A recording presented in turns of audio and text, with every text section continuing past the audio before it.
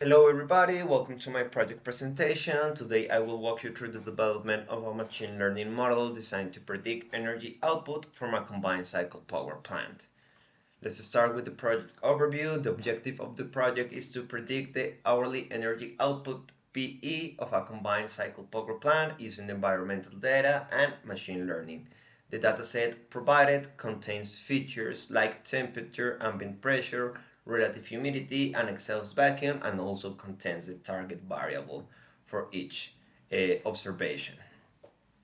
And the dataset was reviewed to understand its structure and check for any data quality issues.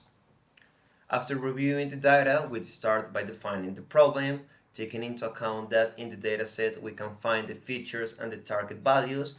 We can define that this is a supervised learning, and since the target variable PE is a continuous value and we are predicting its value based on an ambient environmental factor, the task requires a regression model.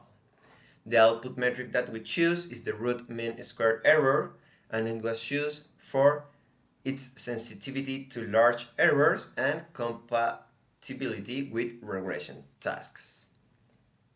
After defining the problems, we are going to select the features and the algorithm. The features that are going to be included in the model are temperature, ambient pressure, relative humidity, and exhaust vacuum, and the algorithms that we consider were linear regression and the decision tree. We select the linear regression because it's a straightforward model that assumes a linear relationship between input features and the target. It is a good starting point and it's very interpretable. Then we go for the data splitting and validation strategy. For the data split, we are going to use 80% of the data for the training set, 10% of the data for the validation set, and 10% of the data for the test set.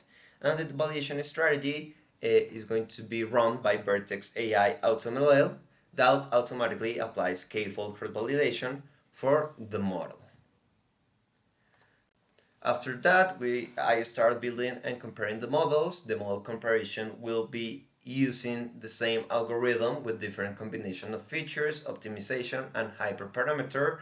For the model 1, I choose all the features and the model was optimized for RMSE. For the model 2, I exclude the feature relative humidity and was optimized for RMSE. For the model 3, I play a little with the hyperparameter and gave a lot of weight for the AT air temperature. And for the model 4, I used all the features and the model was optimized for MIE.